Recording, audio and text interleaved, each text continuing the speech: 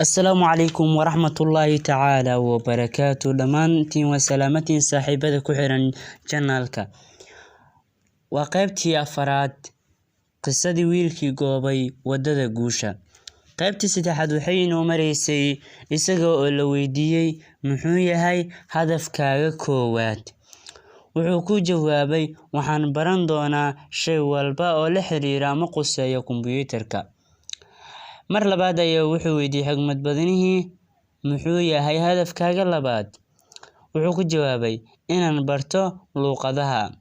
xigmad badanihii ayaa weydiiyay oo waayo luqadaha u baranaysaa wiilkii yaraa wuxuu ku jawaabay maxaa yeelay luqadu waxay u dhigantaa qof dadkana way isku soo dhawaysaa xigmad badanihii haddaba waxaa muhiim ah inaad barato fanka xiriirka bulshada wuxuu ku yiri xigmad badanihii iminka adigu waxaad baratay elektarooniyaadkii waxa kale oo aad baratay luqadihii intaa kadib maxaa sameynaysaa wiilkii yaraa waxaan baranayaa cilmiga xiriirka bulshada wuxuu weydiiyay oo maxaad u baranaysaa wuxuu ku jawaabay waxaan rabaa inaan barto oo aan si sahlan uga iibiyo wuxuu yiri intaa kadibna maxaad sameyn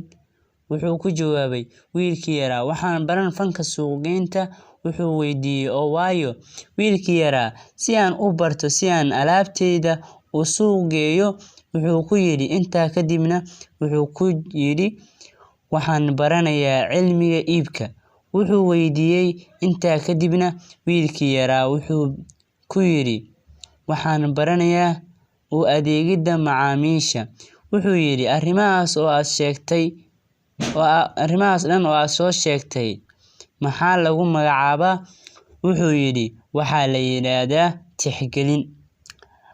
mar kale ayuu xigmad badanihii wuxuu yiri hadafkaaga koowaad ee xaqiijinta himiladaadu wuxuu ka dhigan yahay inaad garato shay kasta oo ku saabsan elektarooniyaadka wuxuu yiri haa hadafkaani ma yahay mid u adeegaya himiladaada ayuu weydiiyay xigmad badanihii wiilkii yaraa wuxuu ku jawaabay haa oo hadafkaas xagee buu ku gaarsiinayaa wiilkii yaraa wuxuu yiri inaan luqadaha barto wuxuu weydiiyay oo kaasi ma u adeegaya himiladaada wuxuu ku jawaabay haa xigmad badanihii aad arkayso hadafka koowaad wuxuu u adeegayaa hadafka labaad xigmad badanihii wuxuu yiri sida aad arkayso hadafka koowaad wuxuu u adeegayaa hadafka labaad hadafka labaadna wuxuu ku gaarsiinayaa himilada sida awgeed hadafyada oo dhan waxay ku gaarsiinayaan himilada oo waxay ka dhigan tahay sida jaranjarooyinka jaranjaro kasta waxay ku qaadaysaa jaranjarada ka sii sareysa taasna waxaa lagu magacaabaa dariiqa sareynta ama wadada sareynta shay kasta qidmeynaya himilada aasaaska ah kaasina waa wadada aad u mareyso sareynta badani wuxuu yiri iminkan waxaan ku dirayaa fariin si aan kuugu sheego ay tahay stationka kan ku xiga wiilkii yaraa ilaa waqti xaadirka ah ma uusan rumaysan inuu ku taagan yahay wadada sareynta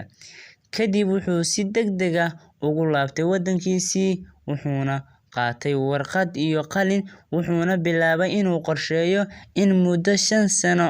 ah oo imika ka bilaabanta uu ku xaqiijiyo himiladiisa koowaad oo uu noqdo mulkiilaha shirkad weyn oo majaalka elektarooniga ah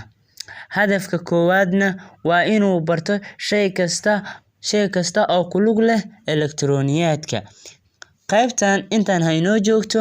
waxaa inoogu xigi doonta qaybta 5aad oo ah wiilka iyo sida uu u dadaali doono 5 sano ee soo aadan haddaba waa inoo qaybta ku xigta oo ah qayb aad iyo aad u xasaasiya haddii aad nagu cusub tahay nagu soo biir haddii aad hore noola joogtana fadlan like share oo la wadaag muuqaalka saaxiibadaada kale mahadsanidin